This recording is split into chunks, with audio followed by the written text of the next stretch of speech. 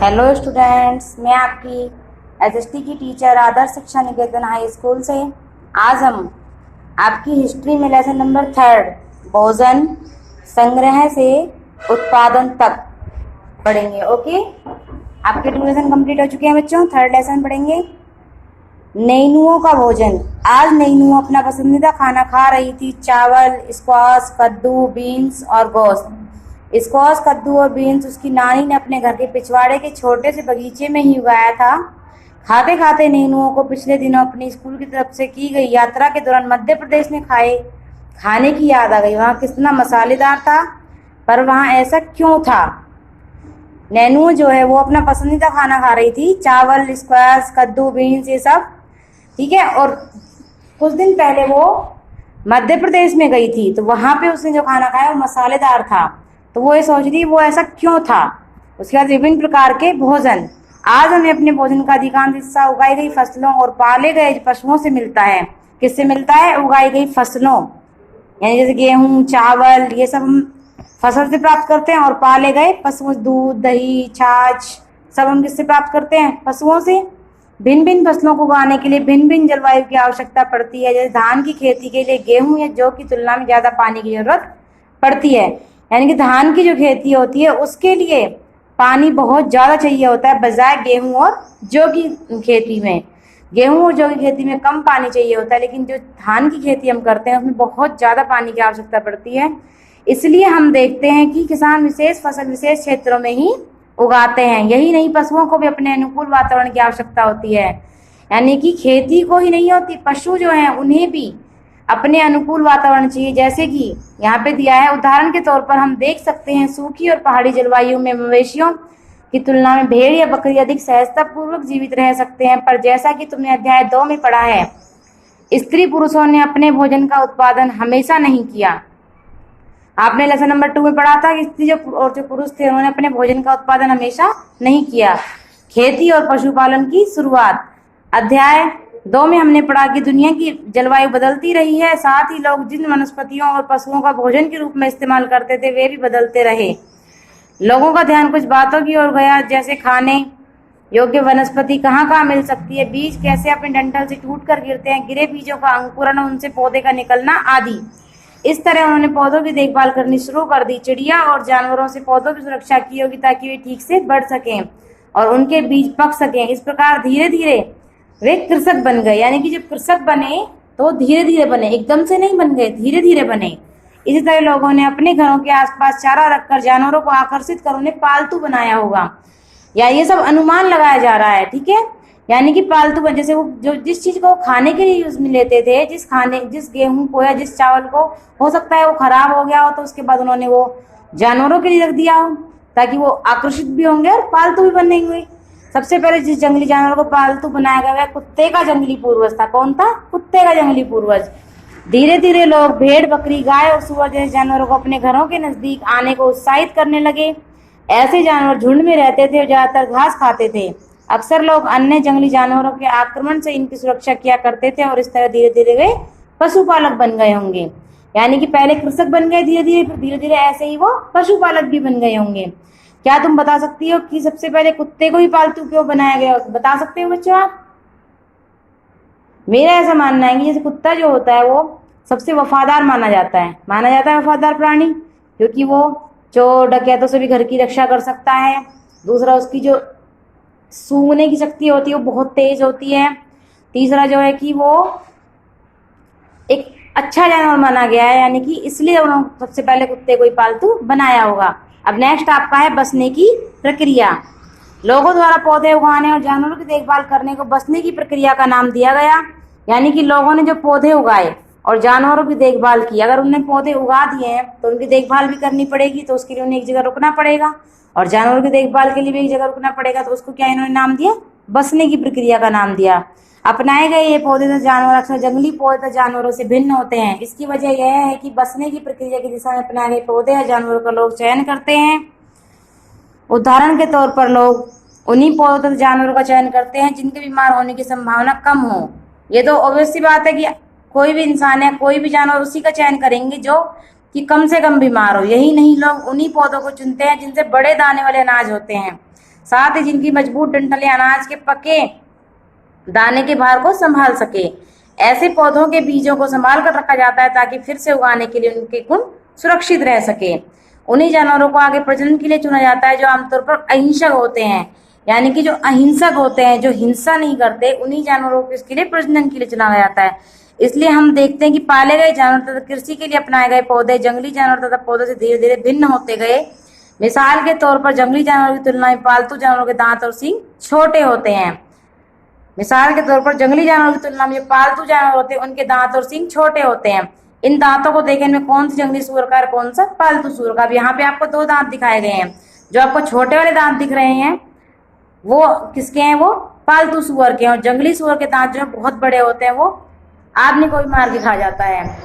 बसने की प्रक्रिया पूरी दुनिया में धीरे धीरे चलती रही है, करीब 12,000 साल पहले शुरू हुई होगी। वास्तव में आज हम जो भोजन करते हैं वो इसी बसने की प्रक्रिया की वजह से है। कृषि के लिए अपनाई गई सबसे प्राचीन फसलों में गेहूं तथा जौ आते हैं। कौन कौन से आते हैं? गेहूं और जौ। उसी तरह सबसे पहले पालतू बनाए गए जानवरों में कुत्ते के बाद भेड़ और बकरी। कौन से आते हैं? भेड़ और बकरी आते हैं। एक नवीन जीवन शैली। तुम किसी पौधे के बीज को बोकर देखो, तुम पाओगे कि इसे विकसित होने में कुछ वक्त लगता है। इसमें कुछ दिन, महीने या फिर साल तक लग सकता है। इसलिए जब लोग पौधे उगाने लगे तो उनकी देखभाल के लिए उन्हें एक ही जगह तक लंबे समय तक रहना पड़ा था। बीज बोने से लेकर फसलों के पकने तक पौधे की सिंचाई करने, खरपतवार हटाने, जानवरों और चिड़ियों से उनकी सुरक्षा करने जैसे बहुत से काम शामिल थे। कटाई के बाद अनाज का उपयोग बहुत संभाल कर करना पड़ता था। अनाज को भोजन और बीज दोनों ही रूपों में बचा कर रखना आवश्यक था। इसलिए लोगों को इसके भंडारण की बात सोचनी पड़ी। यानी कि जो अनाज था वो उसका देखो, अनाज का यहाँ पे उपयोग दिखाया गया किस किस तरीके से करते थे। बीज के रूप में भी करते थे, खाद्य के रूप में, उपहार के रूप में यानी कि दूसरे गिफ्ट देने के लिए, और भंडारण के रूप में भी। इसलिए लोगों को उसके भंडारण की बात सोचनी पड़ी। बहुत सी इलाकों में लोगों ने मिट्टी के बड़े बड़े बर्तन बनाए, टोकरियां बुनी या फिर जमीन में गड्ढा खोदा। क्या तुम्हें लगता है कि शिकारी या भोजन संग्रह करने वाले बर्तन बनाते और उनका प्रयोग करते होंगे? अपने जवाब का कारण बताओ। उसका नेक्स्ट है आपका जानवर, चलते मिलते खाद्य भंडार। जानवर बच्चे देते हैं जिससे उनकी संख्या बढ़ती है। अगर जानवरों की देखभाल की जाए तो उनकी संख्या तो बढ़ती है, साथ ही उनसे दूध भी प्राप्त हो सकता है जो भोजन का एक कैसा अच्छा स्रोत है। यही नहीं, जानवरों से हमें मांस भी मिलता है। दूसरे शब्दों में पशुपालन भोजन के भंडारण का एक तरीका है।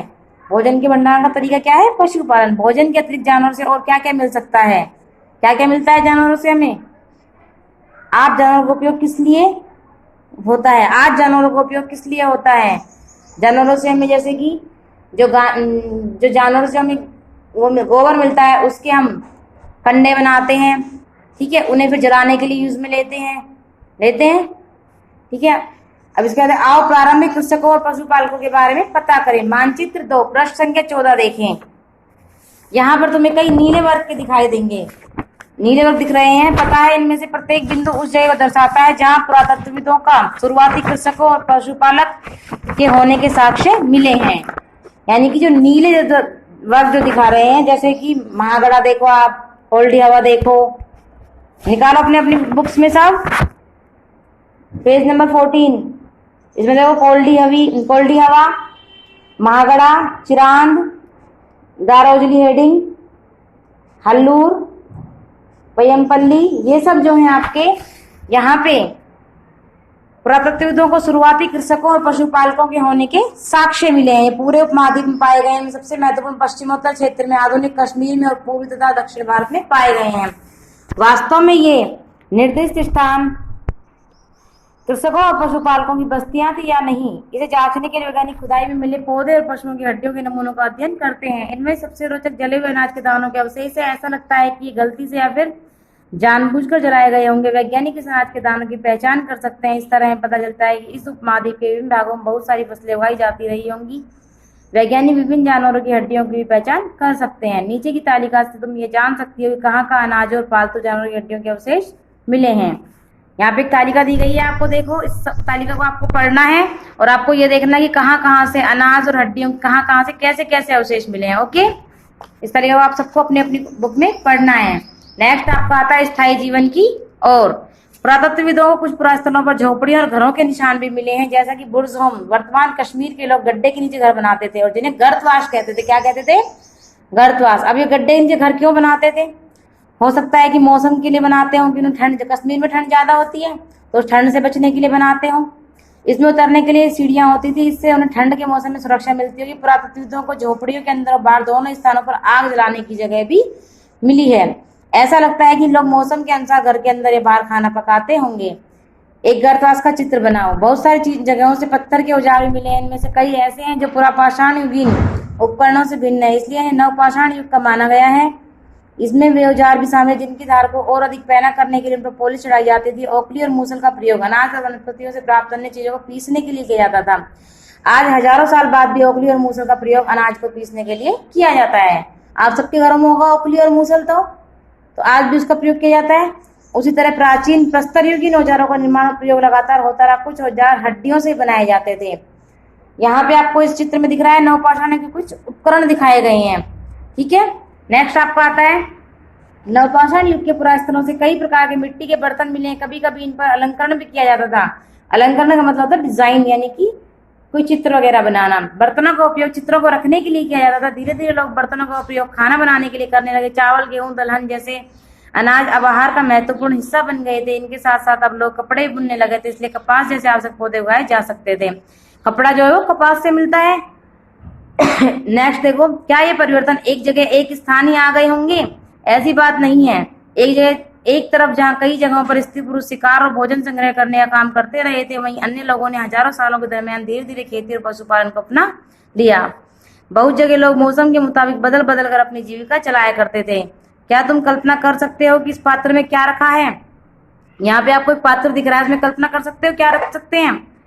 इसमें आप कुछ भी रख सकते हैं, चावल, दाल, गेहूं, कुछ भी रख सकते हैं। अन्य रीति रिवाज, पुरातत्वविद बहुत स्पष्ट रूप से इस बात के बारे में कुछ नहीं कह सकते। विद्वानों ने ऐसे किसानों का अध्ययन किया है, इनमें प्राय कृषक और पशुपालक समूह में रहते हैं, जिन्हें जनजाति कहते हैं। जनजाति किसे कहते हैं? जो कृषक और पशुपालक समूह में रहते हैं। विद्वानों ने पाया कि ये लोग कुछ ऐसे रीति रिवाजों को मानते जो समय पहले से प्रचलित रहे हैं। अब जहाँ जनजातियों के बारे में आपको दिया गया है, प्राय जनजातियों के लोग छोटी छोटी बस्तियों में रहते हैं। ज्यादातर परिवार एक दूसरे से संबंधित होते हैं और इस तरह के परिवारों के समूह मिलकर जनजाति का निर्माण करते हैं। जनजाति के सदस्य शिकार, भोजन संग्रहण, खेती, पशुपालन, मछली पकड़ने जैसे पेशे अपनाते हैं। अक्सर महिलाएं खेती का सारा काम करती हैं। इसमें जमीन तैयार कर बीज बोने, पौधे की देखभाल करने से लेकर फसल काटने तक का काम शामिल है। बच्चे पौधे की देखभाल करते हैं और चिड़ियों और जानवरों को दूर भगाते हैं ताकि पौधे और फसलों को नुकसान न पहुंचाए। महिलाएं फसल दावकर अनाज कूटती पीसती हैं। पुरुष आमतौर पर पशुओं के बड़े बड़े झुंडों को चराते हैं, जबकि बच्चे छोटे झुंडों को। यहाँ जानवरों की सफाई तो दूध निकालने का काम स्त्री पुरुष दोनों मिलकर करते हैं। उसी तरह दोनों मिलकर बर्तन बनाने, टोकरियां बुनने, औजार तथा झोपड़ियां बनाने का काम भी साथ साथ करते हैं। गाना, नाच और घरों की सजावट भी उनकी जिंदगी का एक अहम हिस्सा है। तो यहाँ पे आपको बताया गया जनजातियों में स्त्री और पुरुष कैसे कैसे काम करते हैं और बच्चे क्या काम करते हैं। कुछ व्यक्तियों को नेता मान लिया जाता है। वे अनुभवी वृद्ध व्यक्ति, नौजवान योद्धा या पुरोहित हो सकते हैं। वयस्क महिलाओं को उनके ज्ञान तथा अनुभव के लिए विशिष्ट सम्मान दिया जाता है। जनजातियों की सांस्कृतिक परंपराएं बहुत समृद्ध तथा विशिष्ट होती है। इसमें उनकी भाषाएं, संगीत, कहानियां, चित्रकारी भी शामिल है। उनके अपने देवी देवता होते हैं। जमीन, जंगल, घास के मैदान तथा पानी पूरे कुनबे की संपत्ति होती है, जिनका उपयोग सभी एक साथ करते हैं। जमीन, जंगल, घास के मैदान और पानी पूरे कुनबे की संपत्ति होती है, यानी किसी अकेले की संपत्ति नहीं होती है, जिनका उपयोग सभी एक साथ करते हैं। इनमें गरीब और अमीर के बीच कोई खास अंतर नहीं होता, इसलिए जनजातीय समाज अन्य समाजों से भिन्न होते हैं। इन अन्य समाजों के बारे में तुम आगे पढ़ोगे।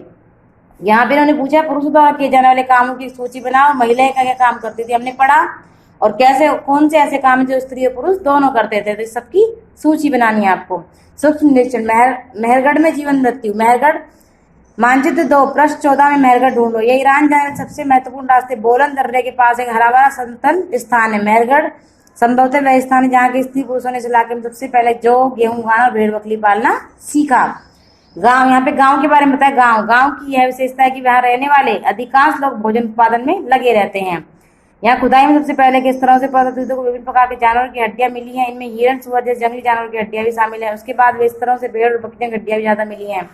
उसके ऊपर ज्यादातर मवेशियों की ही हड्डियां मिली हैं। इसमें ऐसा लगता है कि ये लोग मवेशियों को पालने लगे थे। यानी कि ये सब बातें जो है वो सब अनुमान लगाया जा रहा है पुरातत्वविदों के द्वारा। ठीक है। मेहरगढ़ में इसके अलावा चौकोर तथा आयताकार घरों के अवशेष भी मिले हैं। प्रत्येक घर में 4 या उससे ज्यादा कमरे हैं, जिनमें कुछ संभवतः भंडारण के काम आते होंगे। नेक्स्ट है पहले और बाद के स्तर। जब पुरातत्वविद किसी जगह की खुदाई करते हैं तो वे कैसे समझते हैं कौन से स्तर पहले के और कौन से बाद के? इस चित्र को देखो, मान लो लोगों ने सबसे पहले समतल भूमि स्तर 4 पर रहना शुरू किया। यहाँ पे आपको चित्र दिख रहा है, यहाँ पे देखो नीचे, तो सबसे पहले समतल 4 पर रहना शुरू किया। आमतौर पर लोग जहाँ रहते हैं घर टूटने पर दोबारा वहीं घर बना लेते हैं। टूटे फूटे सामान और कूड़ा घरों के आसपास जमा होते रहते हैं। इस कारणों से बस्ती की जमीन धीरे धीरे ऊंची होती रहती है और फिर सैकड़ों सालों के बाद वहां एक टीला बन जाता है। जैसे टीले की खुदाई की जाती है तो उसका सबसे निचला स्तर सबसे पुराना स्तर होता है और उसके बाद के स्तर बाद के युगों के होते हैं। ऊपरी तथा निचली तहें आमतौर पर स्तरों के रूप में जानी जाती है। मनुष्य के बाद सामान्यतः मृतक के सगे संबंधी उसके प्रति सम्मान जताते हैं। लोगों की आस्था है कि मृत्यु के बाद भी जीवन होता है, इसलिए कब्रों में मृतकों के साथ कुछ सामान भी रखे जाते हैं। मेहरगढ़ में ऐसी कई कब्रें मिली हैं। एक कब्र में एक मृतक के साथ एक बकरी को भी दफनाया गया है। संभवतः इसे परलोक में मृतक के खाने के लिए रखा गया होगा। यहाँ पे नीचे आपको चित्र दिख रहा है, देखो मेहरगढ़ की कब्र का चित्र। क्या तुम बकरी कंकाल को पहचान सकते हो? बकरी के कंकाल को पहचान सकते हो आप लोग? जो इधर की साइड दिखाया है आपको, ये ब्लैक वाला, ये बकरी का कंकाल है। मेहरगढ़ के घर का चित्र जो आपको ऊपर दिखाया गया है। मेहरगढ़ के घर शायद ऐसे दिखते हो। तुम जिस घर में रहते हो उसके साथ इस घर की क्या समानता है?